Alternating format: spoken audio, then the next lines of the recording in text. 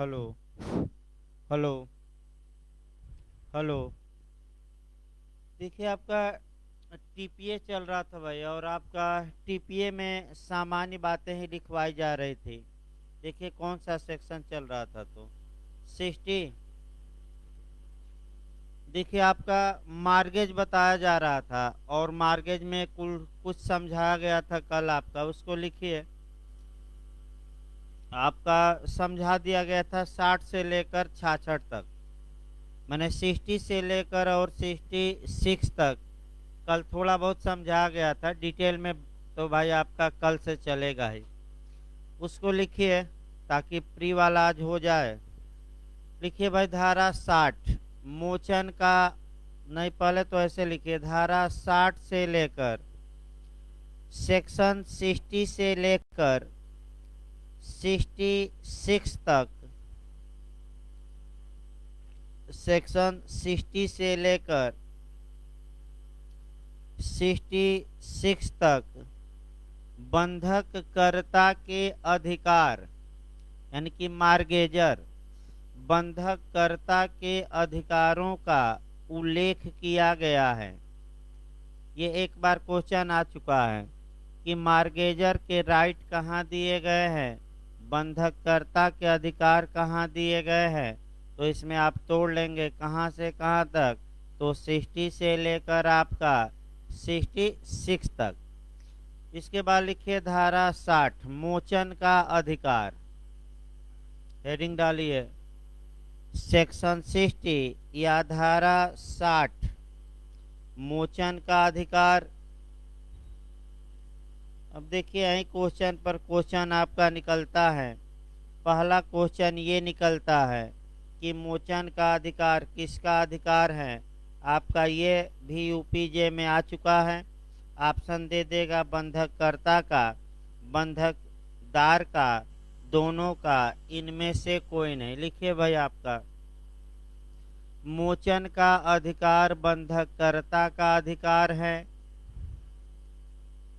मोचन का अधिकार बंधक कर्ता का अधिकार है।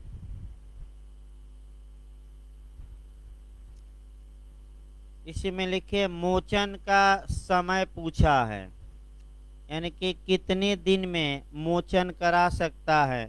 तो आपका 30 ईयर लिखिए। मोचन कराने की अवधि, इसे लिखते रहिए, सब क्वेश्चन है। मोचन कराने की अवधि पूछे, समय पूछे, तो आपका जवाब रहेगा 30 वर्ष, 30 ईयर, ये याद करना है। इसके बाद आपका जो पूछा जाता है once a mortgage always a mortgage, लिखिए एक बार बंधक सदैव बंधक सिद्धांत, लिखिए एक बार बंधक सदैव बंधक का सिद्धांत। एक बार बंधक सदैव बंधक का सिद्धांत धारा 60 में समाहित है। 60 धारा 60 में समाहित है।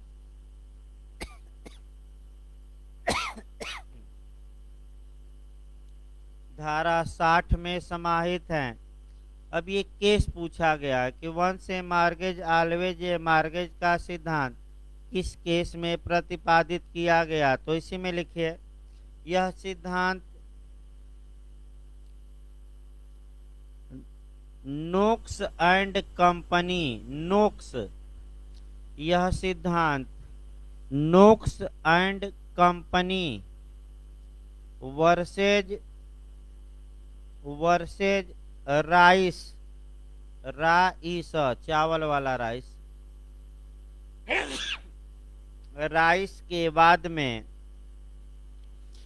जस्टिस लॉर्ड राइट, जज का नाम लिख लीजिएगा, जस्टिस लॉर्ड राइट ने प्रतिपादित किया। ये आपका क्वेश्चन कई बार पूछा जा चुका है। अगला लिखिए इसी में भाई पैराग्राफ चेंज करके लिखिए अगला सिद्धांत, एक बार गिरवी सदैव गिरवी। ये वैसे टीपीए से कनेक्ट नहीं है, आपका कॉन्ट्रैक्ट से कनेक्ट है, लेकिन एक बार टीपीए में पूछा गया है।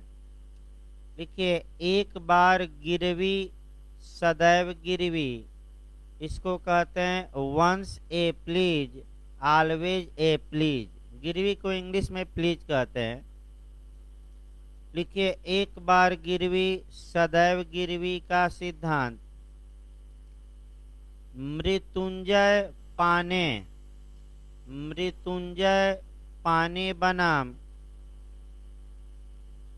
नर्मदा बाला के केस में, मृत्युंजय पाने प में आ के मंत्रा पा और न में एक मंत्रा, पाने वर्सेज नर्मदा बाला, नर्मदा बाला के वाद में प्रतिपादित किया गया था। नर्मदा बाला के वाद में प्रतिपादित किया गया था।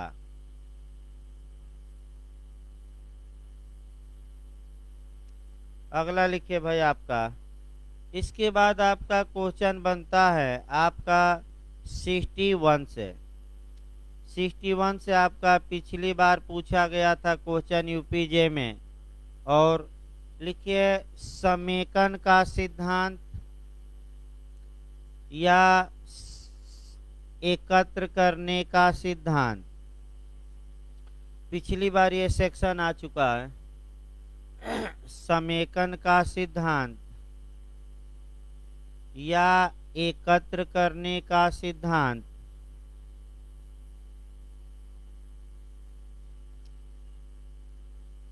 या इंग्लिश में डॉक्ट्रिन ऑफ कंसोलिडेशन, इंग्लिश में कहा जाता है डॉक्ट्रिन ऑफ कंसोलिडेशन। टीपीए की धारा 61 तथा 67 ए में, कैपिटल ए लिखिएगा, टीपीए की धारा 61 तथा 67 ए में समाहित है। देखिए, आपका पिछली बार यूपीजे में क्वेश्चन डायरेक्ट आया था कि डॉक्ट्रिन ऑफ कंसोलिडेशन का सिद्धांत किस धारा में है। 4 धाराएं दी गई थी, उसमें 61 था। अब ये है कि भाई आपका अगर 67 ए आ जाए तो उसमें भी है। अगर 2-2 का ग्रुप आए तो 2 धाराएं यहाँ देखनी है। नया मॉडल आ सकता है कि किन किन धाराओं में है, तो 61 और दूसरा कौन 67 ए। भाई रट कर इसको जाइए। इसके बाद आपका लिखिए आगे 60 आपका 1 हो गया। 61 के बाद आपका जो क्वेश्चन आपका पूछा जाता है वह आपका अनुवृद्धि और अभिवृद्धि। एक सेकंड भाई, तृतीय को लिखिए आपका 63 बंधक संपत्ति में अनुवृद्धि। सेक्शन ज्यादा पूछा गया है। बंधक संपत्ति में अनुवृद्धि आपका 63 सेक्शन बस याद रखना है। बंधक संपत्ति में अनुवृद्धि किस सेक्शन में है, तो 63। अगला लिखिए बंधक संपत्ति में अभिवृद्धि, ये 63 ए में है, धारा 63 ए। बंधक संपत्ति में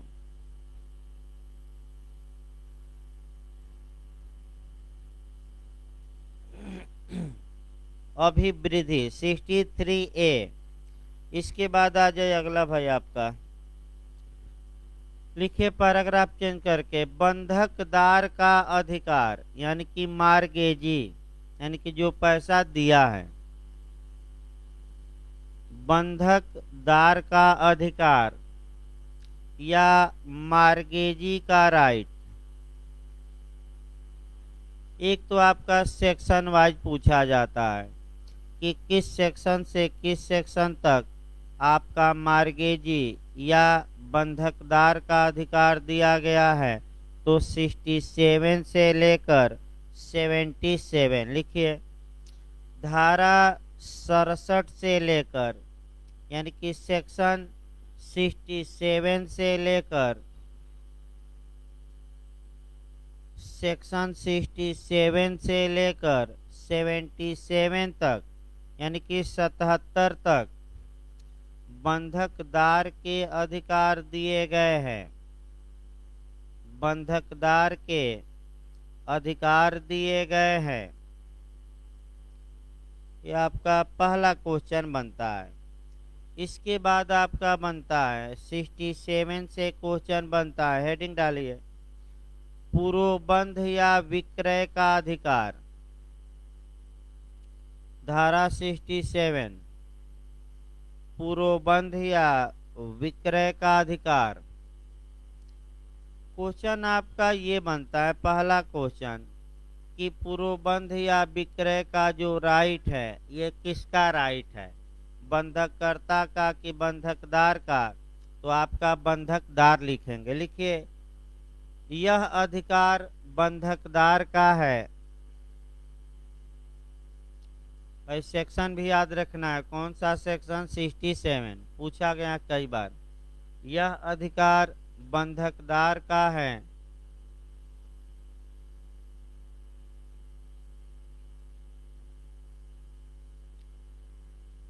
अगला लिखिए, इसके बाद आपका जो पूछा जाता है 67A पूछ सकता है, अभी पूछा नहीं गया है क्योंकि सिद्धांत है। 67A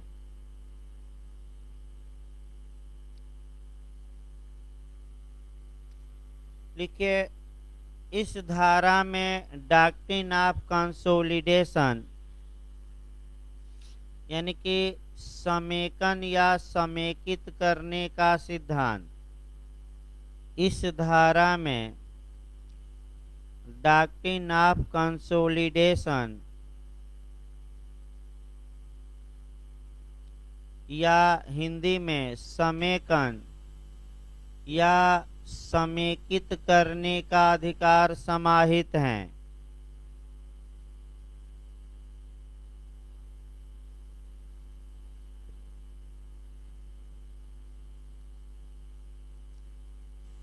इसके बाद जो आपका सेक्शन पूछा जाता है वह आपका पूछा जाता है रिसीवर पर। लिखिए भाई, section 69A section 69A receiver या प्रापक की नियुक्ति।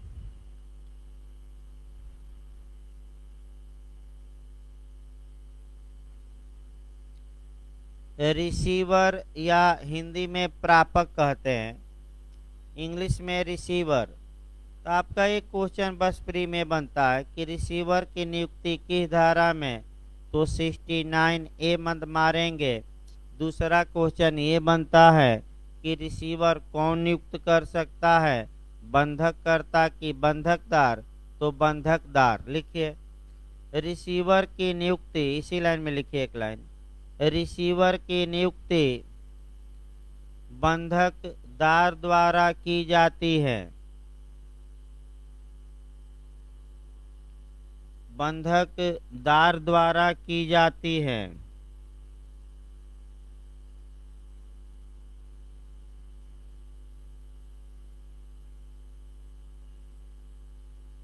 इसके बाद जो आपका क्वेश्चन बनता है 73 से, एक लाइन बनता है इधर।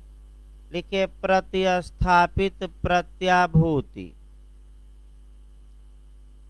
प्रतिस्थापित प्रत्याभूति का सिद्धांत किस धारा में है, तो 73 मार्क कराइएगा। प्रतिस्थापित प्रत्याभूति,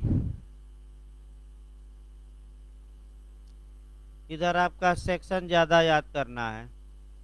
इसके बाद आपका जो क्वेश्चन बनता है 76, अगला लिखिए 76, बस एक लाइन का क्वेश्चन बना है कि सकब्जा बंधकदार के दायित्व कहाँ दिए गए हैं। लिखिए 76 धारा 76 हेडिंग डालिए।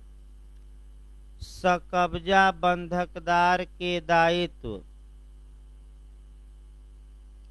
सकब्जा बंधकदार के दायित्व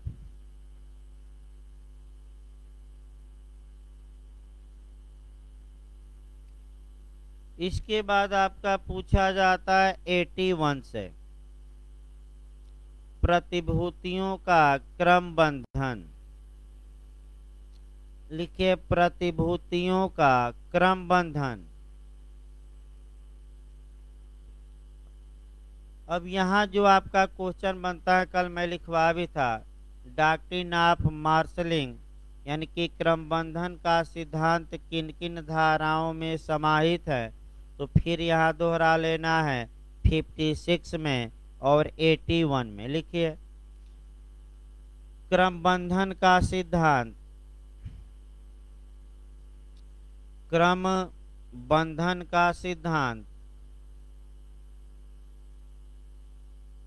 टीपीए की धारा 56 तथा 81 में समाहित हैं, तथा 81 में समाहित है।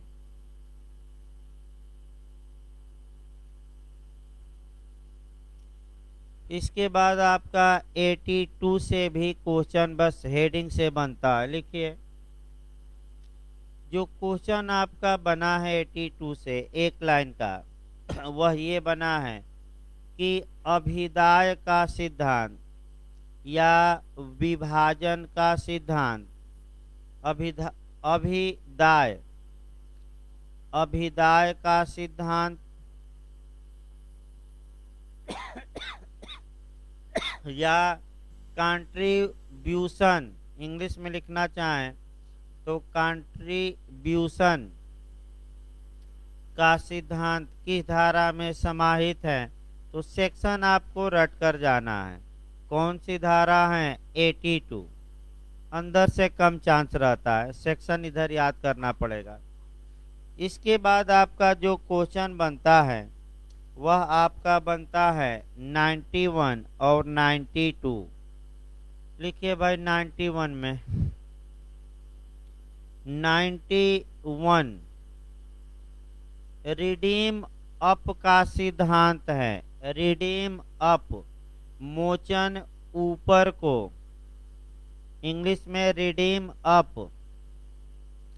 91 में जो सिद्धांत है रिडीम अप यानी कि हिंदी में लिखिए मोचन ऊपर को। लिख लिए मोचन ऊपर को। तथा 94 में, तथा धारा 94 में फोरक्लोजर डाउन, तथा धारा 94 में फोरक्लोजर डाउन यानी कि पूर्वबंध नीचे को का सिद्धांत समाहित है। पूर्वबंध नीचे को, देखिए इसको समझा जा रहा है भाई कैसे मोचन। देखिए आपका या तो अलग अलग पूछेगा क्वेश्चन तो रट कर जाइएगा। रिडीम अप पूछे तो 91 और फोरक्लोजर डाउन पूछे तो 94। एक दो बार उत्तराखंड में जो क्वेश्चन बनाया है कि रिडीम अप और फोरक्लोजर डाउन यानी कि मोचन ऊपर को और पूर्वबंध नीचे को का सिद्धांत किन धाराओं में समाहित हैं, और दो दो धाराओं का ग्रुप देगा। तो आपका 91 92 92 93 91 93 91 94। तो जब भी ऐसा क्वेश्चन आए तो आप कौन सा ग्रुप देखेंगे 91 और 94। अलग अलग भी क्वेश्चन बना है तो आपका फोरक्लोजर डाउन पूछे तो फिर एक बार बताया जा रहा है भाई आपका 94 और मोचन ऊपर को यानी कि रिडीम अब पूछे तो कौन सी धारा मारेंगे 91 और फोरक्लोजर डाउन तो आपका 94। इसको एक उदाहरण से बता दिया जाए। देखिए एक उदाहरण बताते हैं जिसमें कि आपका दोनों चीजें समाहित रहेंगी।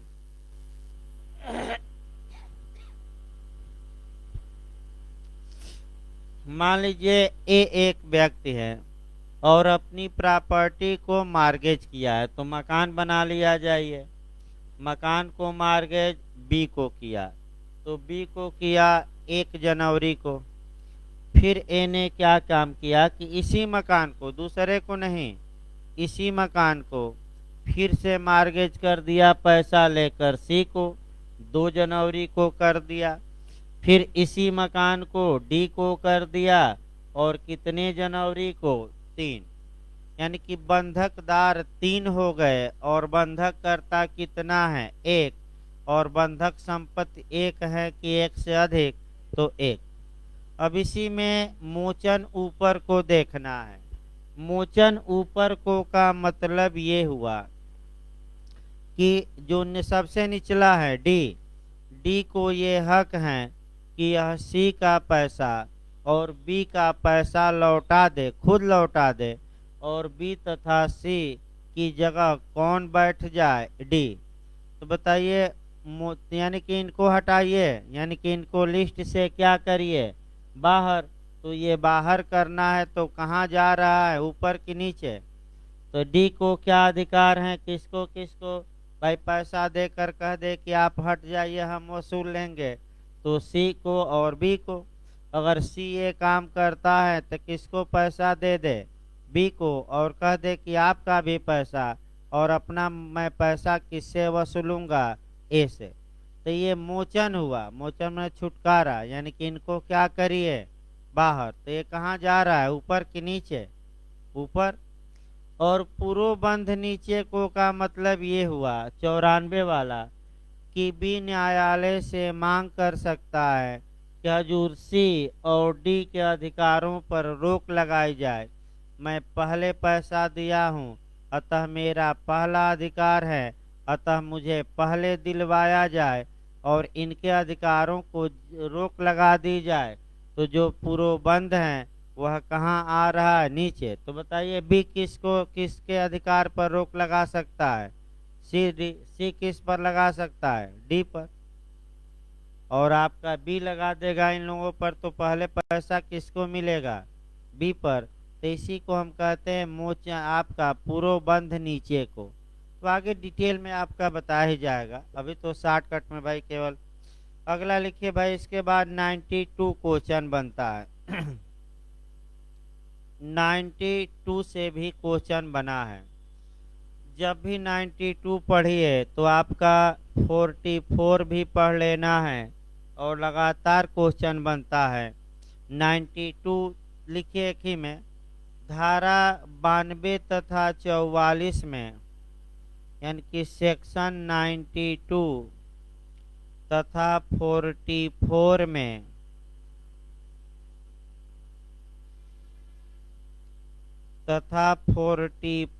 में डॉक्ट्रिन ऑफ सबरोगेशन, यानी कि हिंदी में प्रत्यासन का सिद्धांत, इंग्लिश में कहा जाता है डॉक्ट्रिन ऑफ सबरोगेशन,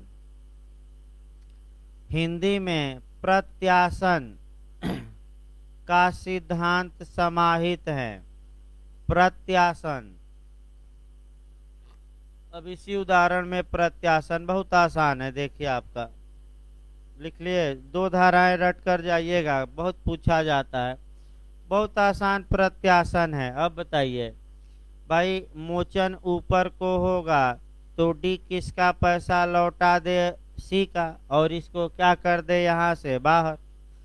अब सी को जो अधिकार ए के खिलाफ था, यानी कि इस बंधकदार का जो अधिकार बंधककर्ता के खिलाफ था, उस सभी अधिकारों को पाने का हकदार अब कौन हो जाएगा, डी। क्योंकि डी ने सी को पैसा अदा कर दिया है, तो सी जितने राइट किसके प्रति रखता था, ए के, वी राइट किस में समाहित हो जाएंगे, डी में, यानी कि अब सी को हटा दीजिए और सी की जगह किसको बैठा दीजिए, डी को। तो जब एक व्यक्ति के जगह क्या बढ़ जाता है, दूसरा व्यक्ति, उसी को सबरोगेशन कहते हैं। यानी कि सी को हटा के उसकी जगह कौन आ गया, डी इस उदाहरण में। तो उसी को एक लाइन में हम क्या कहेंगे, प्रत्यासन। बहुत आसान है। कोई अगला लिखिए भाई। इसके बाद आपका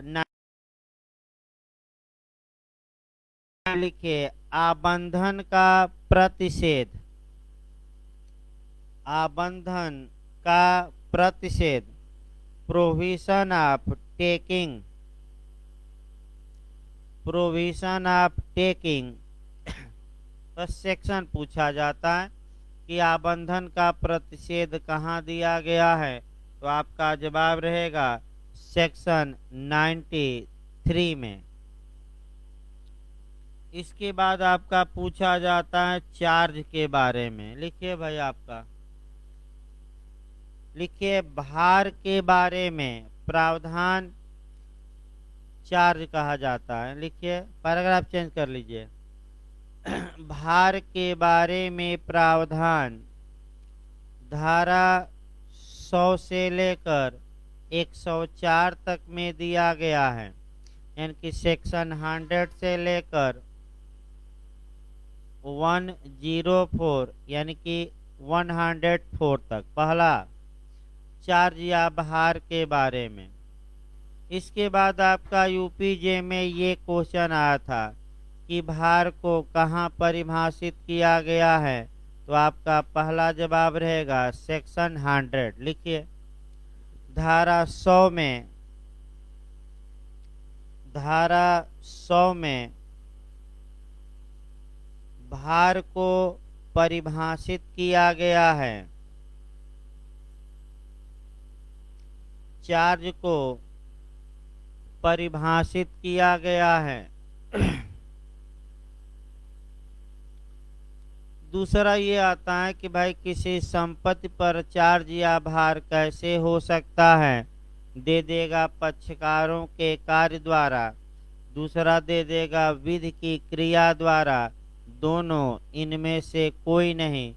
तो पक्षकार के कार्य द्वारा भी हो सकता है और विधि के क्रिया द्वारा। तो एक विधि के क्रिया द्वारा का उदाहरण देखा जाए। मान लीजिए ए का मकान है और बिजली का बिल उसका बकाया है और नहीं देता, तो बिजली वाले उस ये जो बिजली का बिल है, हाउस टैक्स है, वाटर टैक्स है, उसके मकान पर भार होगा, दायित्व होगा। और ये सब पैसा किससे वसूला जाएगा, उसके मकान से। तो भाई नीलामी होगी, नहीं देता है तो बेचवाया जाएगा और पैसा वसूला जाएगा। तो ये पक्षकार के कार्य द्वारा नहीं हुआ, कानून उस संपत्ति पर क्या कर दिया, चार्ज अधिरोपित कर दिया कि दीजिए पैसा, नहीं तो मकान बेचकर हम क्या करेंगे, वसूल लेंगे। तो पक्षकार के कार्य द्वारा तो लगातार बता ही जा रहा है। तो एक लाइन लिखिए भाई आपका इसमें, भार का सृजन, अंडरलाइन कर लीजिएगा इसको, कई बार रिपीट किया है ये भी क्वेश्चन। भार का सृजन पक्षकारों के कार्य द्वारा भार का सृजन पक्षकारों के कार्य द्वारा तथा विधि की क्रिया द्वारा हो सकता है। पक्षकारों के कार्य द्वारा और विधि की क्रिया द्वारा, दोनों मार कर आइएगा। अलग अलग ऑप्शन देगा, दोनों इनमें से कोई नहीं, तो क्या मारेंगे, दोनों। अगला लिखिए। इसके बाद आपका क्वेश्चन इधर बनता है 103 से 103 103 से क्वेश्चन बनता है। लिखिए सूचना या नोटिस। एक लाइन आपका क्वेश्चन बना है, न्यायोचित सूचना का सिद्धांत टीपीए की 21 धारा में है तो 103 मार्क कराइएगा। लिखिए दूसरे सूचना लिख लिया, अब लिख करके एक और सब लिखिए। न्यायोचित सूचना का सिद्धांत न्यायोचित सूचना का सिद्धांत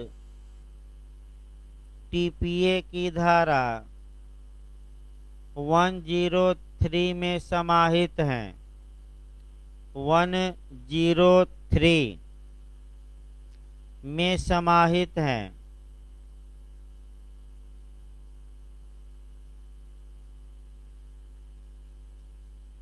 इसके बाद आपका क्वेश्चन एक बार आपका एमपी ने बनाया है सेक्शन 104 से, और वह क्वेश्चन ये बनाया है कि टीपीए की धारा के तहत उच्च न्यायालय नियम बनाता है। तो वह आपका 104 लिखिए, धारा 104 हेडिंग डाल लीजिए भाई, धारा 104 लिखिए। इस धारा के तहत उच्च न्यायालय को, इस धारा के तहत उच्च न्यायालय को यह शक्ति प्राप्त है कि वह नियम बना सके। अंडरलाइन करिएगा, ये भी सेक्शन आ चुका है, यूपी में तो नहीं आया है, एमपी में आया है। वह नियम बना सके। अब पूरी टीपीए के लिए नियम नहीं, ये भी हो सकता है आगे पूछ ले कि उच्च न्यायालय किसके लिए नियम बनाएगा। तो पूरे टीपीए के लिए नहीं, केवल और केवल अध्याय आपका 4 के लिए, यानी कि मार्गेज और आपका चार्ज के लिए। लिखिए एक लाइन और भाई, उच्च न्यायालय केवल अध्याय 4 के लिए, स्पष्ट लिखिए, उच्च न्यायालय केवल अध्याय 4 के लिए अर्थात बंधक एवं भार के बंधक एवं भार के लिए, अर्थात बंधक एवं भार के लिए नियम बना सकता है।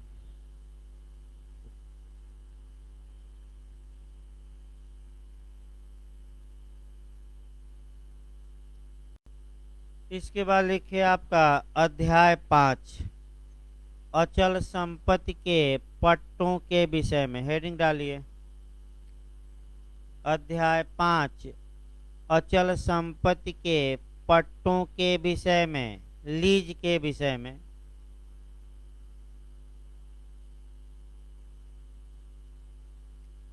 सेक्शन 105 से लेकर 117, यानी कि धारा 105 से लेकर 117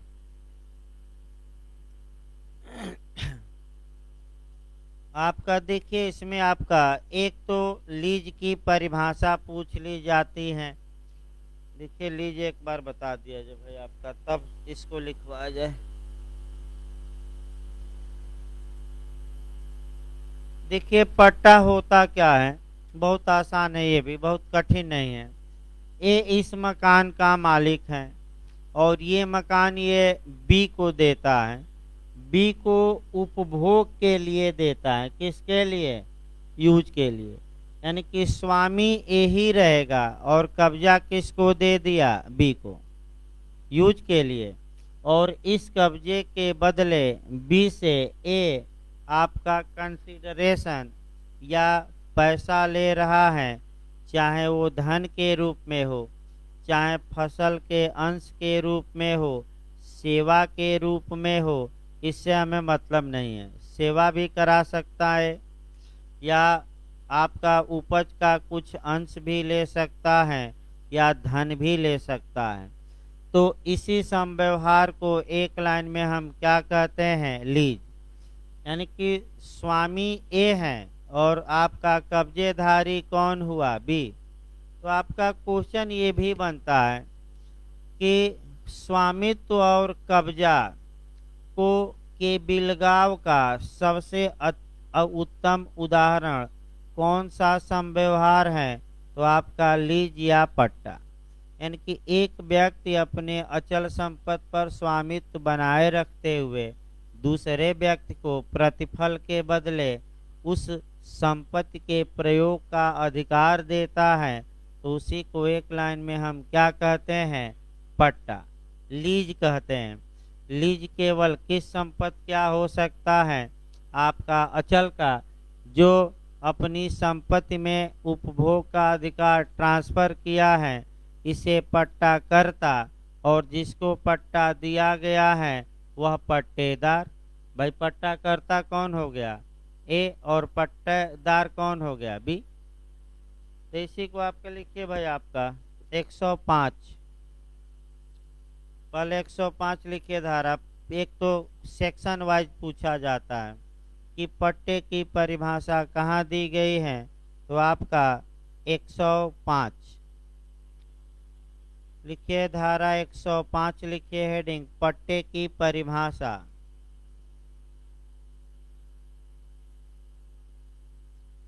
लिखिए धारा 105 में 5 शब्दों को परिभाषित किया गया है। धारा एरो बनाकर लिखिएगा आगे। धारा 105 में 5 शब्दों को परिभाषित किया गया है।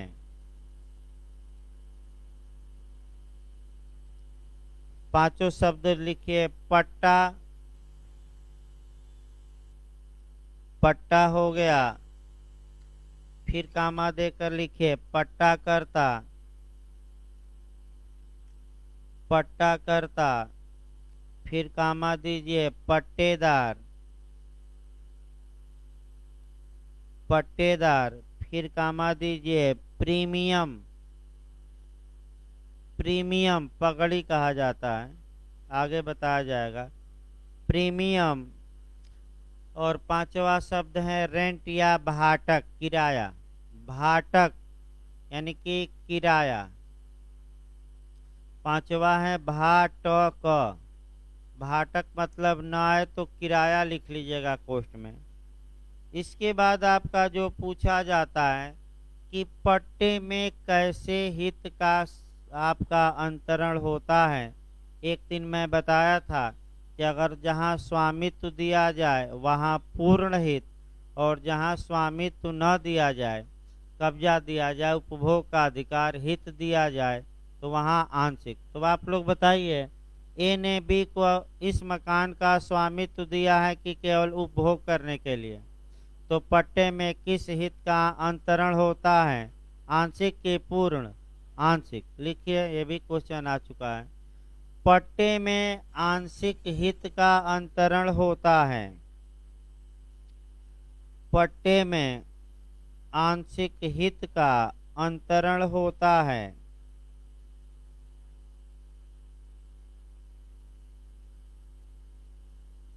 इसके बाद आपका जो क्वेश्चन बनता है कि माइनर को अगर पट्टा किया जाता है तो उसका क्या प्रभाव होगा? तो माइनर न तो पट्टा कर सकता है, न उसके फेवर में पट्टा किया जा सकता है। यानी कि अवयस्क या अप्राप्त वय, यानी कि जो व्यक्ति 18 साल से कम है, न तो पट्टा करता बन सकता है और न ही पट्टेदार। अगर वह बनता है तो ऐसा पट्टा आपका मोहरी वीवी वर्सेस धर्मोदास घोष के केस में जस्टिस लॉर्ड नॉर्थ ने बताया कि ऐसा पट्टा वाइड एब इनिशियो या शून्य होगा। नहीं, शून्य नहीं भाई, आरंभतः शून्य, यानी कि शुरू से शून्य। जिस क्षण पट्टा किया गया उसी क्षण से क्या? वाइड या बातिल या शून्य। अब एक समस्या और यहाँ आपको कवर करनी है। अगर वाइड एब इनिशियो या प्रारंभतः शून्य शब्द दिया रहे तब तो भाई प्रारंभतः शून्य मारिए। लेकिन अगर प्रारंभतः शून्य शब्द न रहे और रहे कि वैध होगा, अवैध होगा, शून्य होगा, और एक आपका दे देगा शून्यकरणीय होगा, तब शून्य मारिए। उसका उपाय हम बता रहे हैं। क्योंकि आपका वार्ड एब इनिशियो शब्द है नहीं, तो अब देखा जाता है कि जब ये नहीं है तो इसके बाद क्या विकल्प हम चुने। तो जो सर्वोत्तम विकल्प मिलेगा उसे हम क्या करेंगे, चुनेंगे। तो अगर ये क्वेश्चन आ जाए कि आपका अवयस्क के फेवर में किया गया पट्टा, तो पहले देखिएगा वार्ड एब इनिशियो प्रारंभतः शून्य, और न रहे तो क्या मारेंगे, वार्ड। और उसका हम उपाय बता रहे हैं, लेकिन पहले क्या खोजना है, वार्ड एब इनिशियो। लिखिए इसको भाई अभी। हाँ क्या, उसमें अब देखिए अगर इनमें से कोई न रहे तब विवाद आयोग कर सकता है।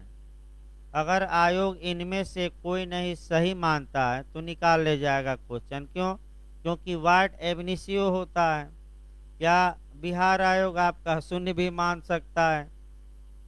भाई देखिए आपका टेक्निकल यही है कि वार्ड एबनिसियो होगा, लेकिन कई राज्य शून्य भी माने हैं, वार्ड एबनिसियो दिए ही नहीं। अब ये कि इनमें से कोई नहीं रहेगा तब समस्या फंसेगी। और क्या मारा जाए अब उसमें भाई आपका, अब आयोग जो माने।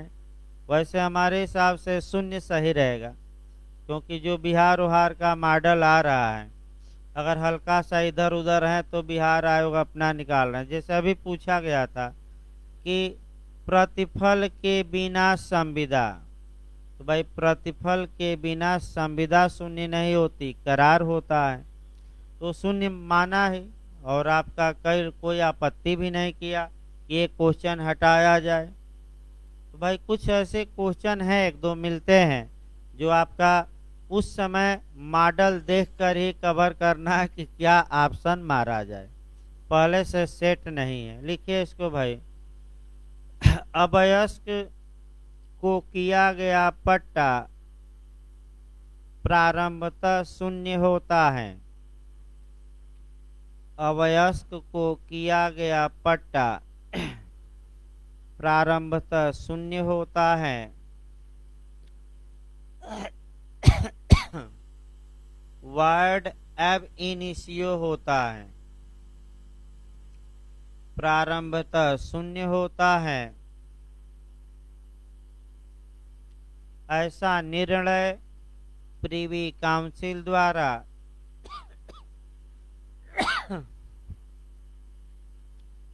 ऐसा निर्णय प्रीवी काउंसिल द्वारा मोहरी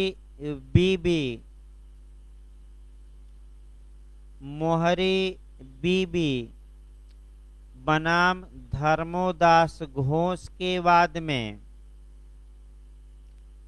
बनाम धर्मोदास घोष के वाद में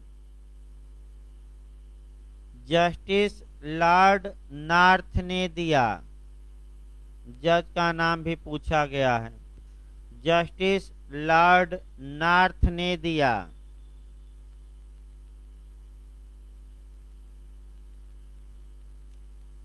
अगली धारा लिखिए 106 सेक्शन 106 से भी ज्यादा क्वेश्चन बने हैं, यानी कि 90% चांस रहता है कि 106 से एक क्वेश्चन आ जाए। लिखिए आपका पहला भाई 106 लिखिए आपका, पट्टे की कालावधि, पट्टे की कालावधि का निर्धारण। पहला क्वेश्चन यही बनता है कि पट्टे की कालावधि या समय का निर्धारण किस सेक्शन के तहत किया जाएगा। तो आपका जवाब रहेगा 106। 106 दूसरा क्वेश्चन आपका बनता है कि किस धारा में सन 2002 में संशोधन किया गया। तो 106 लिखिए, यह धारा सन 2002 में प्रतिस्थापित की गई है। सन याद रखिएगा, यह धारा 2002 में 2002 में प्रतिस्थापित की गई हैं, माने नए सिरे से लिखी गई हैं। अगला क्वेश्चन आपका समय पर बनता है।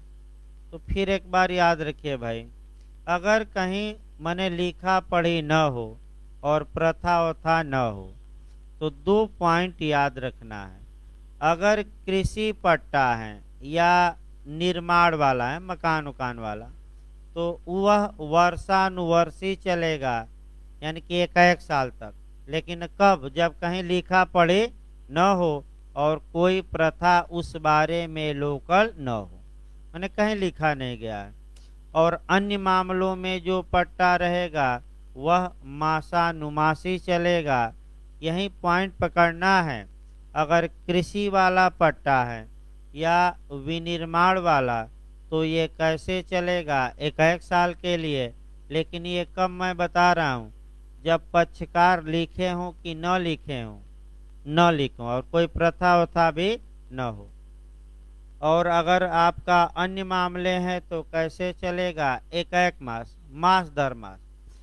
अब एक क्वेश्चन और बनता है, अगर वार्षिक पट्टा है तो भाई आपका 6 माह पहले सूचना दी जाएगी कि आप खाली करिए हमारी जमीन। और मासिक पट्टा है तो कितने दिन पहले? 15। ये रट कर जाइएगा, मासिक पट्टे में कितने दिन पहले सूचना दी जाएगी? 15। और वार्षिक पट्टे में 6 माह। आधा आधा कर दीजिए, लिखिए भाई इसको, लिखिए। यदि यदि लिखित संविदा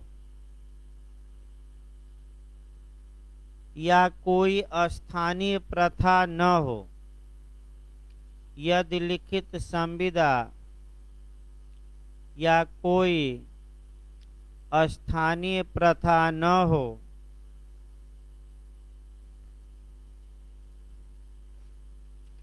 तब कृषि तथा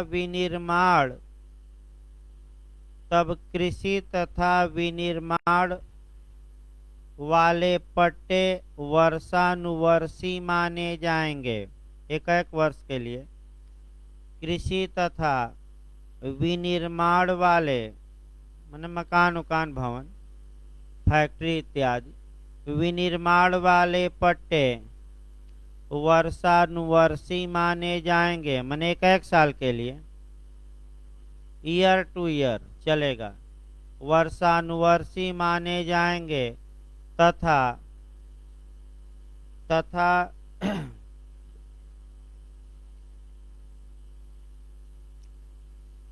6 माह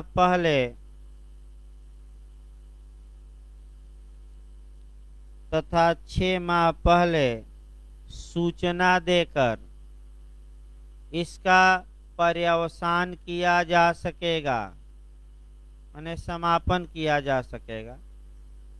6 माह पूर्व सूचना देकर इसका पर्यवसान माने समापन कहा जाता है, द एंड, समापन किया जा सकेगा। अगला लिखिए, अन्य विषयों के पट्टे मासानुमासी होंगे, माने कृषि निर्माण से भिन्न। भाई अन्य विषय माने क्या? कृषि और निर्माण से भिन्न। अन्य विषयों के पट्टे मासानुमासी होंगे तथा 15 दिन पूर्व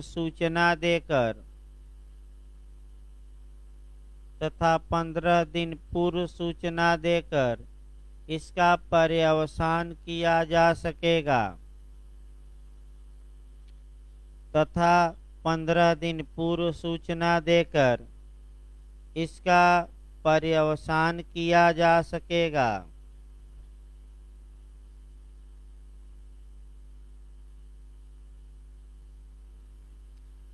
अगला लिखिए धारा आपका 107,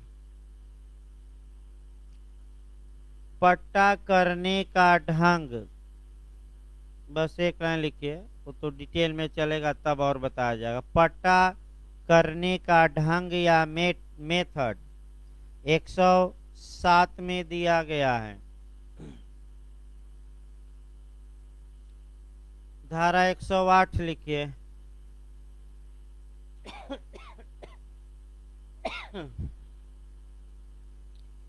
पट्टाकर्ता और पट्टेदार के, हेडिंग डालिए, पट्टाकर्ता और पट्टेदार के अधिकार और दायित्व। पट्टाकर्ता और पट्टेदार के अधिकार और दायित्व। बस एक लाइन क्वेश्चन बनता है, किस सेक्शन में दिया गया है? तो 108 में।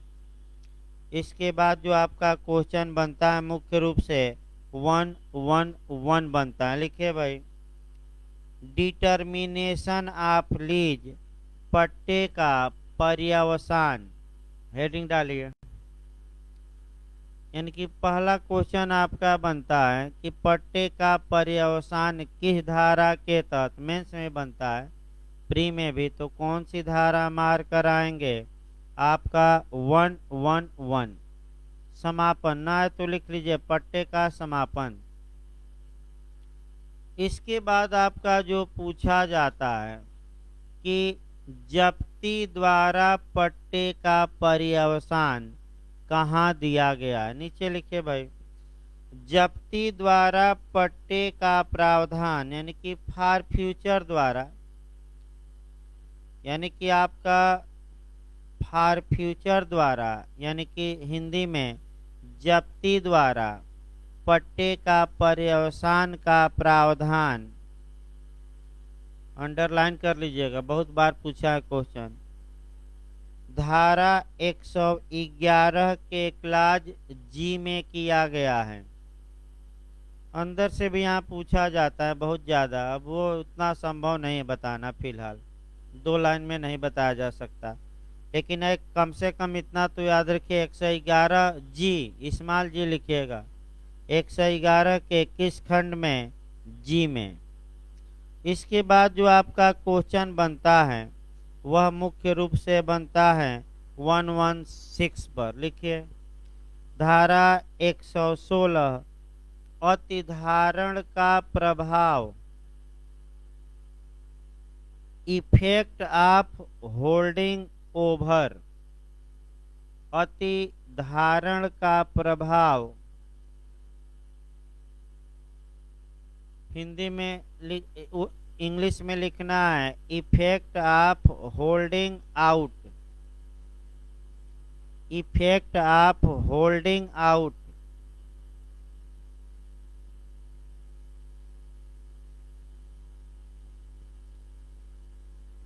ये 116 में है। क्या है, किसमें? देखिए 116 क्या कहता है, फिर एक बार देखा जाए। एक उदाहरण देखिए, पूछा जाता है, मान लीजिए ए का ये मकान है और ए ने बी को किराए पर दिया है, और 1 मास का आपका, मान लीजिए कि 11 मास तक का किराएदारी बनी है। 11 मास बीत गया, ए भी मौन है, बी भी मौन है। बी ए को किराया दे रहा है और ए किराया स्वीकार कर ले रहा है। बी उस मकान पर काबिज भी है और ए विरोध नहीं कर रहा है। तो ये मान लिया जाएगा कि पट्टे का नवीनीकरण हो गया है। और अगर मासिक पट्टा था तो कितने कितने दिन लगातार नवीनीकरण होगा? 1 महीना। और वार्षिक था तो किराया ले लिए और विरोध नहीं किए तो कितने दिन हो जाएगा, आगे बढ़ जाएगा पट्टा? 1 साल। लेकिन ये कब? जब कौन किराया ले ले? ए। मैंने ले लिए, इसका मतलब कि आप विवक्षित तौर पे इस बात को स्वीकार कर रहे हैं कि अभी आपका पट्टा बनाए रखा जाए। अगर आपको आपत्ति होती तो आप किराया लेने से इनकार करके कहते कि खाली करिए, और नहीं खाली करता तो कोर्ट का दरवाजा खटखटाते। लेकिन आप तो किराया क्या किए हैं, तो बढ़ जाएगा, किराया नवीनीकरण हो जाएगा। अगला लिखिए भाई, आपका अध्याय 6 अध्याय 6 लिखिए विनिमय के विषय में। विनिमय के विषय में सेक्शन 118 से लेकर 121।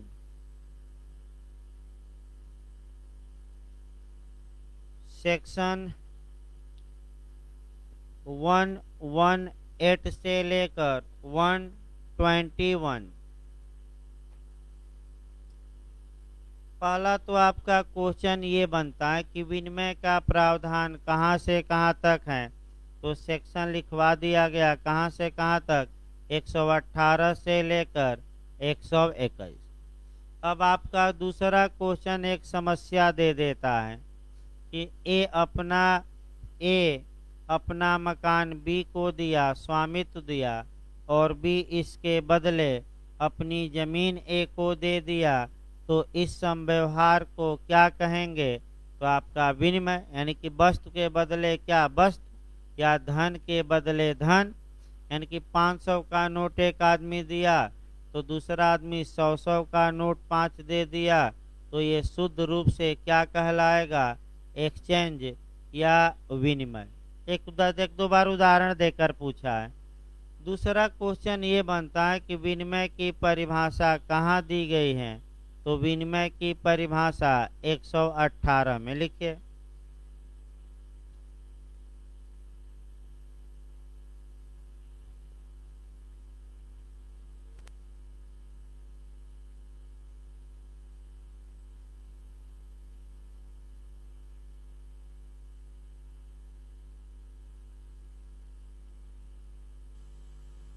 लिखिए भाई, पहला तो क्वेश्चन ये बनता है कि आपका एक्सचेंज या विनिमय की परिभाषा कहाँ दी गई है। तो गलत न हो, आपका 11118 लिख लिए। इसके बाद जो दूसरा क्वेश्चन आपका बनता है वह आपका बनता है धन का विनिमय, और ये गलत ना हो, पिछली बार आपका इसके पहले बना भी था कि धन का विनिमय किस धारा में है। तो सेक्शन 121 लिखिए। धारा 121 में धन के विनिमय के बारे में प्रावधान किया गया है। सेक्शन 121 में धन के विनिमय के बारे में प्रावधान किया गया है।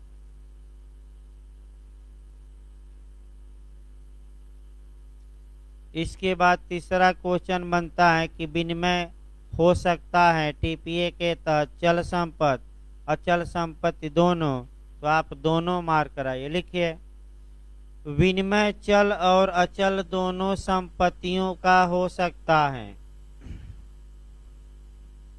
विनिमय चल और अचल दोनों संपत्तियों का हो सकता है।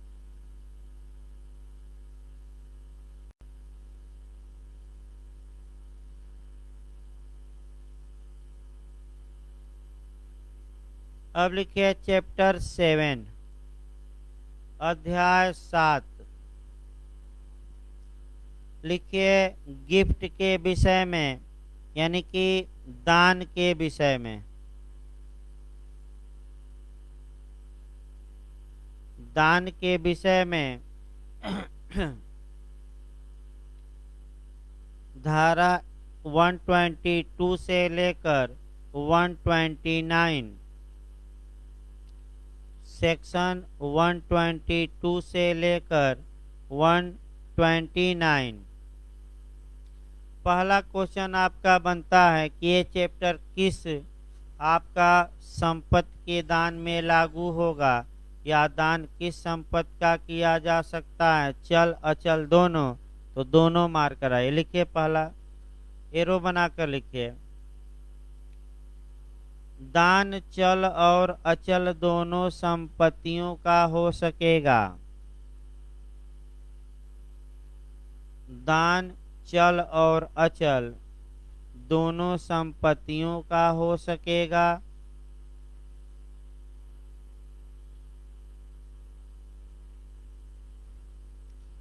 दूसरा क्वेश्चन आपका बनता है कि दान की परिभाषा किस धारा में, पिछली बार बना था तो 122 लिखिए। दान की परिभाषा धारा 122 में दिया गया है। 122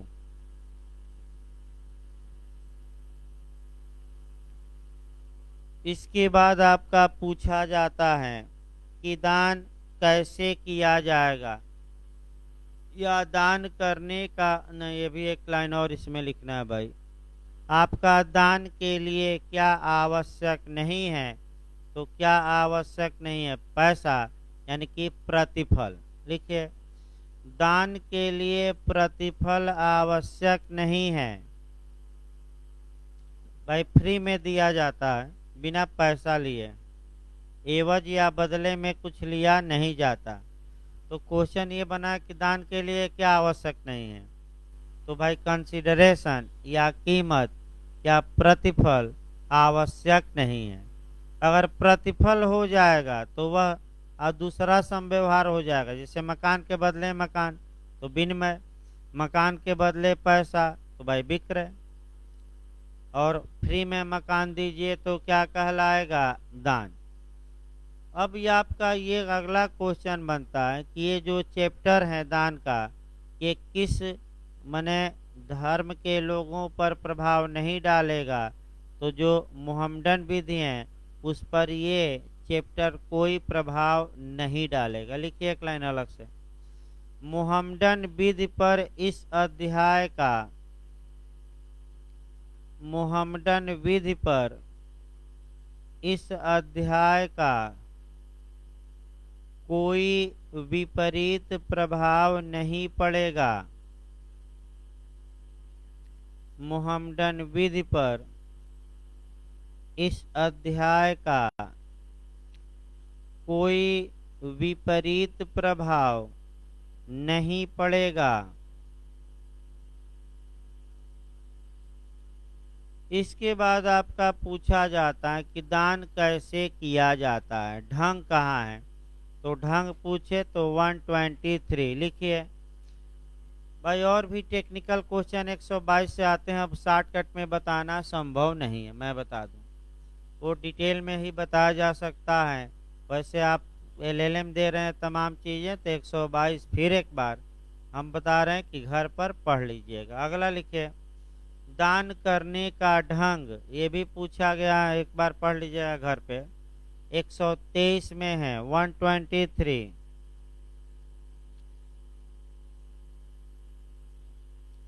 अगला क्वेश्चन बनता है कि प्रेजेंट प्रॉपर्टी और फ्यूचर प्रॉपर्टी, यानी कि किस संपत्ति का दान किया जा सकता है, वर्तमान संपत्ति का, भावी संपत्ति का, दोनों का, इनमें से कोई नहीं, तो दोनों न मारिएगा, केवल किसका, वर्तमान।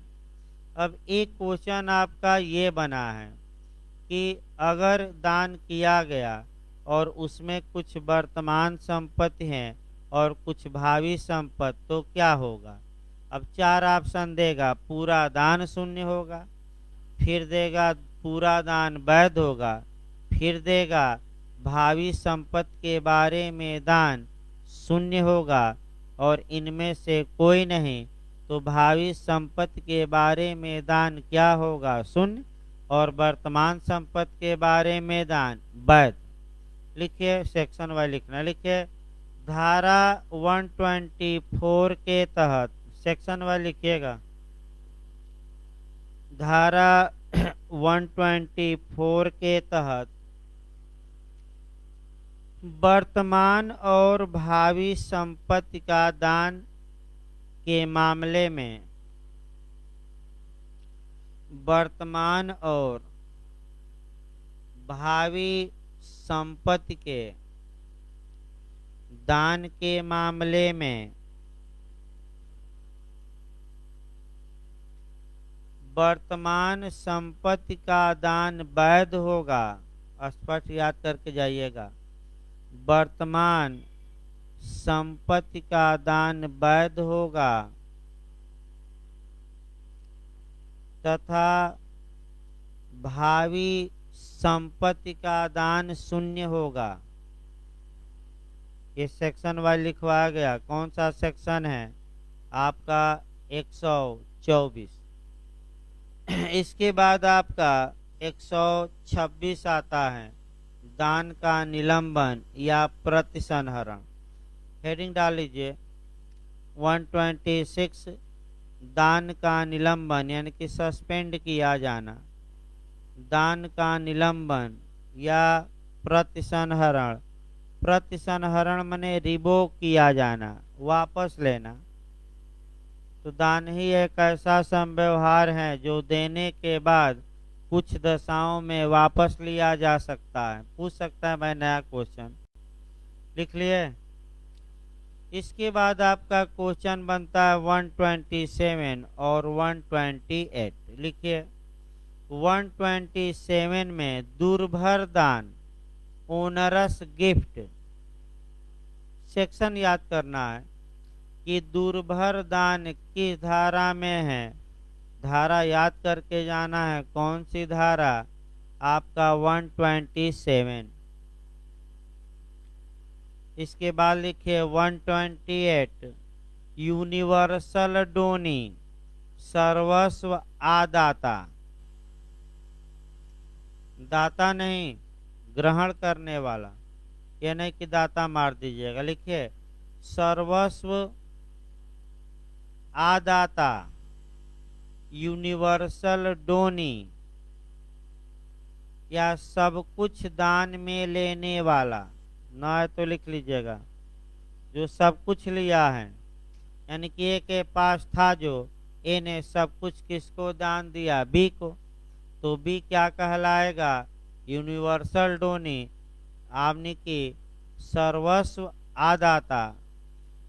अगला अध्याय लिखिए 8। आज समाप्त हो जाए भाई, ताकि कल से लेक्चर उठाया जाए ना।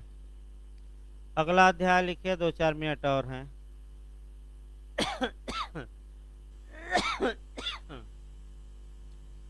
अध्याय 8, एक्शनेबल क्लेम यानी कि अनियोज्य दावा। अनियोज्य दावा धारा 130 से लेकर 137 तक। धारा 130 से लेकर 137 लिखिए भाई। आपका सेक्शन 130 लिखिए, अनियोज्य दावों का अंतरण। पहले तो आपका सेक्शन ही पूछ लिया है कि एक्शनेबल क्लेम का ट्रांसफर, अनियोज्य दावे का अंतरण का प्रावधान किस धारा में। तो आपका जवाब रहेगा धारा 130।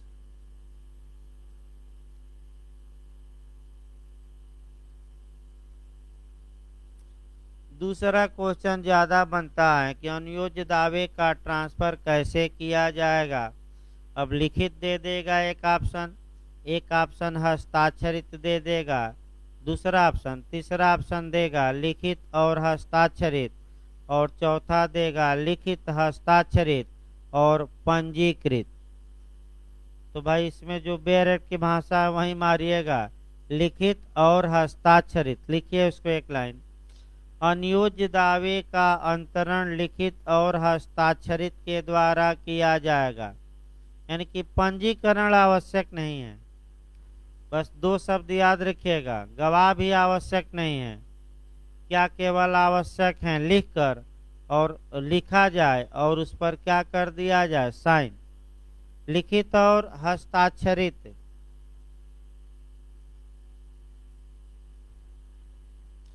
इसके बाद आपका सेक्शन 123 बनता है। बिहार उहार में कई बार आपका बना है। लिखिए भाई आपका 132 में सिद्धांत है, साम्य चाहने वाले को साम्य का पालन करना चाहिए। धारा 132 में लिखिए, साम्य चाहने वाले को साम्य का पालन करना चाहिए।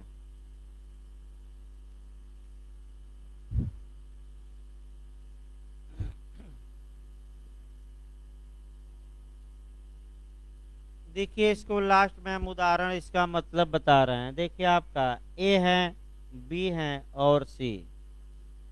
ए ने बी को 500 रुपया उधार दिया है, अर्थात ए को हक है कि अगर बी 500 नहीं देता तो बी के खिलाफ एक्शन ले सके, अर्थात बी के खिलाफ मुकदमा दायर कर सके।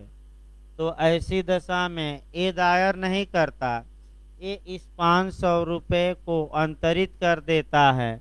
और किसको अंतरित कर देता है? सी को।